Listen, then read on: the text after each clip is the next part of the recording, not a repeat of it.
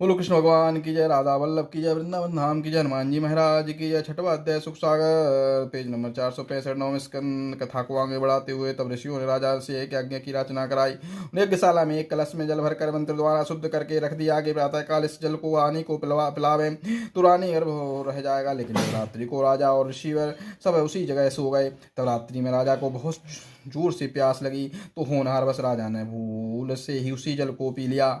तत्पश्चात जब प्रातःकाल ऋषियों को यह बात मालूम हुई तो राजा से बोले, हे राजा, अब तुम्हारे गर्भ से एक पुत्र का जन्म होगा। यह सुनकर राजा पहले तो कुछ चिंतित हुआ, लेकिन बाद में ईश्वर इच्छा जानकर धैर्य धारण कर लिया। तत्पश्चात 10वें मास में ऋषियों ने राजा की दाहिनी कोख को फाड़कर बालक को निकाल लिया और घाव को सिलकर राजा को अच्छा कर दिया। जब बालक को भूख लगी तो इंद्र ने अपना अमृतमय अंगूठा उसके मुख में देकर चुसाया। अंगूठा चूसते समय इंद्र ने उसके मानधाता कहकर संबोधित किया, इसलिए ऋषियों ने उसका नाम मानधाता ही रख दिया। तरुण होने पर मानधाता यही शक्तिशाली राजा हुए कि उनके सातों द्वीपों के राजा अपने बस में कर लिए। उसने यज्ञ करके ब्राह्मणों को मनवांछित इच्छा दान दिया। तत्पश्चात मानधाता राजा की मुचुकुंद आदि 3 पुत्र और 50 कन्याएं उत्पन्न हुई। राजा ने उन 50 कन्याओं को सौभरी नामक ऋषि को ब्याह दिया। बोलो कृष्ण भगवान की जय, राधा वल्लभ की जय, वृंदावन धाम की जय, हनुमान जी महाराज की जय। इतनी कथा सुनकर परीक्षित ने श्री सुखदेव जी से पूछा, हे महामुने, राजा मानधाता ने अपनी समस्त कन्या एक ही ऋषि को क्यों दी? श्री सुखदेव जी बोले, हे राजा परीक्षित, एक समय सौभरी ऋषि यमुना किनारे बैठे हुए तपस्या कर रहे थे।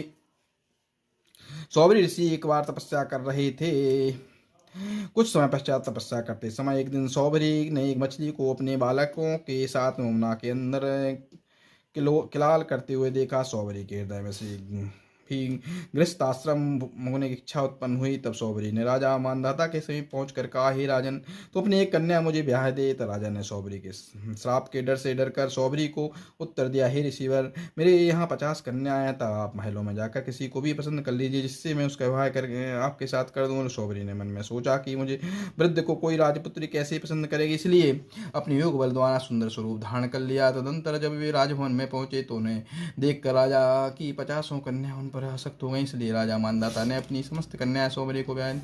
राजा ऋषि राजा की 50 कन्याओं को अपने शरण में ले आए। तब सौभरी ने अपने तपोबल से ऐसे 50 विमान तैयार किए जिनसे सांसारिक सुख उपभोगों की समस्त वस्तुएं उपलब्ध थीं।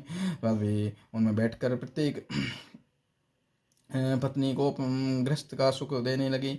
विमान सौभरी की इच्छा होने पर देव लोक में पहुंच जाते थे।